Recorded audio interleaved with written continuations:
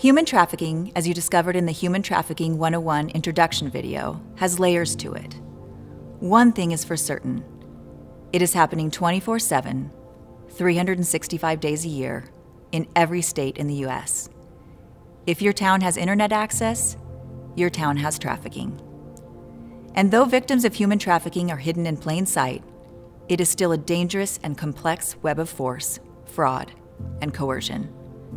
And at its core, it is the debasing of human life for free labor, sexual fulfillment, and monetary gain.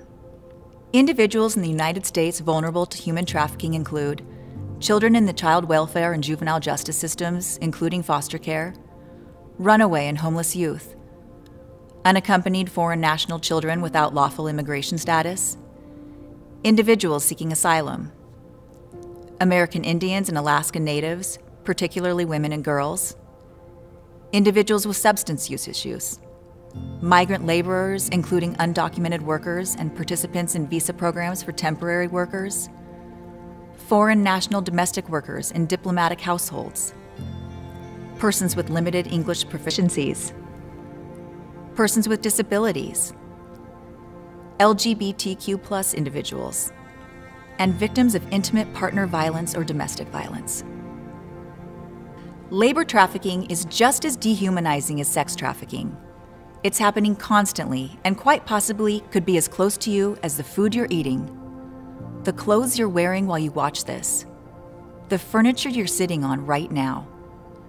There are different types of labor trafficking: domestic labor, agricultural, landscaping, day labor sites, garment factories, meat packing plants, door-to-door sales, restaurants and bars, nail salons. Really, any place that someone can be making money, they can use it for trafficking. Studies from the University of Texas shows that there are as much or more victims being trafficked for labor than sex, which is important to note, as sex trafficking, though horrific, is far more sensationalized than labor trafficking, which is a terrible crime that often gets less consideration. Sex trafficking has become increasingly more recognized by the general public as a worthy battle to fight against. However, there is much to understand in this day and age when looking at partnering with organizations in the movement. This movement has been sensationalized in many ways, which can just add to the exploitation the victims already face. There is a lot of fake news out there that must be investigated before it's taken at face value.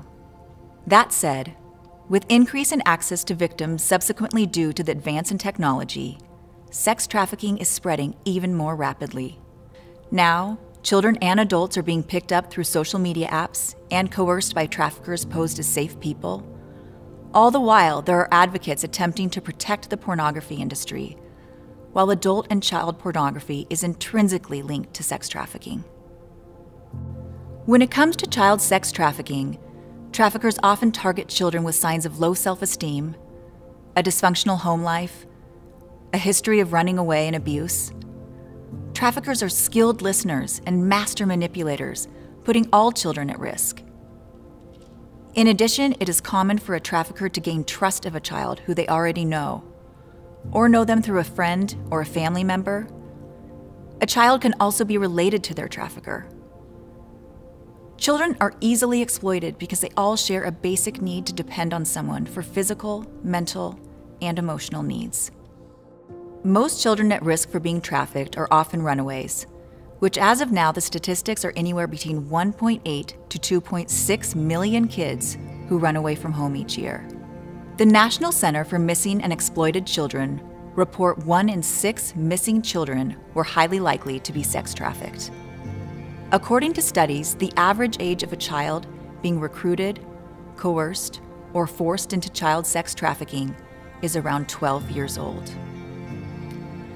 Traffickers recruit at middle schools and high schools, malls, online, homeless camps, parties, anywhere young people congregate. Traffickers also recruit children by using other children to recruit on their behalf. Adults are equally vulnerable for recruiting as much as children in sex trafficking. They're recruited in bars, strip clubs, casinos, bus stations, parties, online social media platforms, and dating apps. When it comes to recruiting, it's either done directly by the trafficker, or victims will also be controlled or manipulated to recruit other victims for the trafficker. For example, this picture was pulled off of the Facebook page of a victim who was recovered. This is an example of how victims in the trade recruit others, by sharing on social media how much money, drugs, and alcohol they have. It's a promotion. How they go about recruiting is the trafficker selects those who clearly have low self-esteem, there's been sex abuse in the home, or they're a runaway, like mentioned before. A trafficker will further exploit a victim that is under their full control to keep track of victims to increase control. They build trust with the victim in a courtship way as they integrate themselves into the victim's life by providing support right off the top. Then they remove the victim from their family and friends and isolate them. It's very much like the psychological profile of domestic violence. But it's not identical, because the power and control in human trafficking is for sheer profit, not because they perceive themselves as loving the victim. Then after isolating them, they transition them into trafficking by saying things like, "We need the money," or "You're just going to dance." After this, for child or adult, the trafficker begins further psychological manipulation and coercion. Commonly, the trafficker will give the victim a street name immediately. The trafficker will often brand them with a tattoo or with jewelry and put legal threats against the victim or family. They'll script them on what to say if picked up by law enforcement to keep the victim from potentially being recovered. They may also force the victim to address them only as daddy and must answer all demands with, "Yes, daddy. I love you, daddy." Physically, there's constant abuse. There's also an exit fee, which constantly keeps them bound to the trafficker. The victim is frequently moved between areas and places of business or on tracks of common streets used to purchase sex. The trafficker takes 100% of the money. Sometimes the trafficker gives a little money to the victim to manipulate and keep control, but most of the time, the victim gets nothing.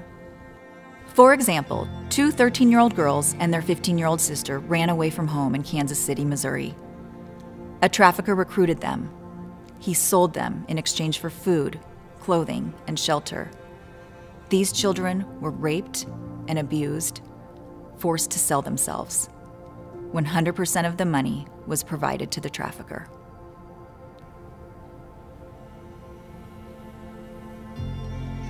It needs to be noted that a trafficker is not necessarily the stereotypical, glamorized pimp that often people have in mind. Different ages, races, and sex make up the traffickers that exist. One thing they all have in common: victims are a commodity to them, used for monetary gain and then discarded. How to identify a victim? Look for a fear or inability to make eye contact. One of the rules in trafficking is that a victim isn't allowed to make eye contact with a person unless she or he is soliciting a sex buyer. They're nervous to talk to you, act depressed or frightened. They're with a controlling person who speaks for them. They don't identify themselves as a victim. They have signs of torture or injuries. They have trafficking tattoos and signs of physical abuse or malnutrition. They don't carry many items with them, such as a wallet, purse, or climate-appropriate garments. You might be wondering why victims don't seek help or just leave. They've been locked in captivity, confined, isolated from their friends and family.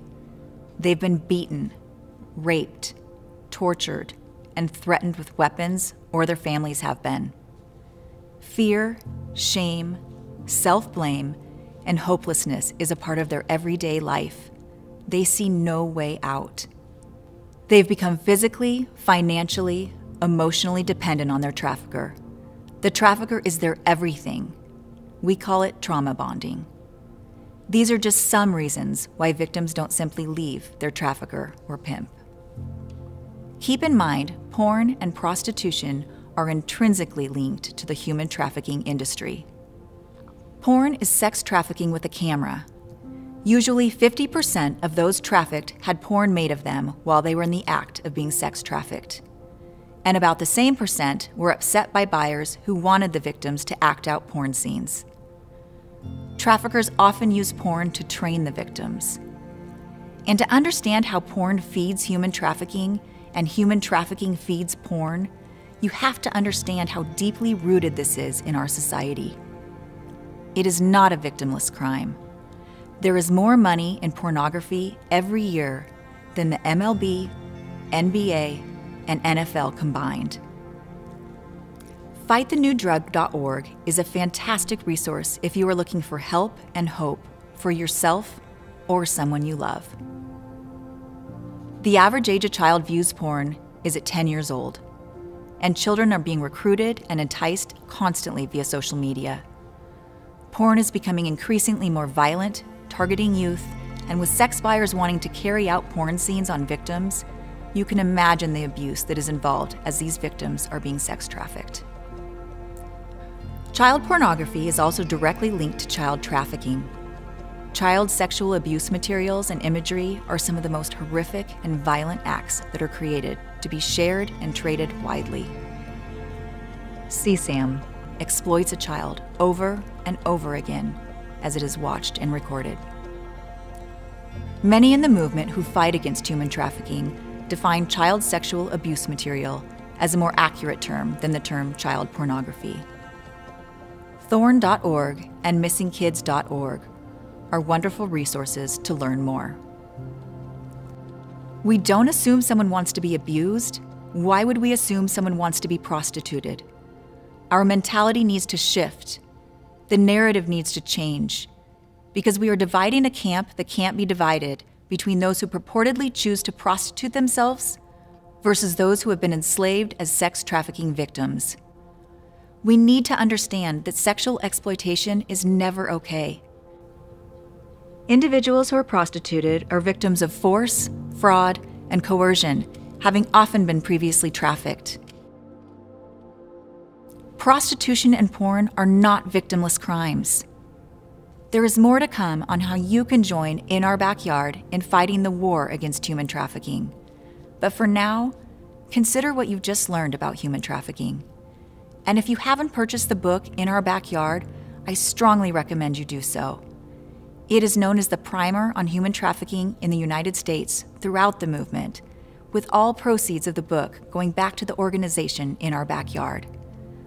Please get a copy today and start the courageous journey of understanding how you can join the fight against human trafficking in your own backyard.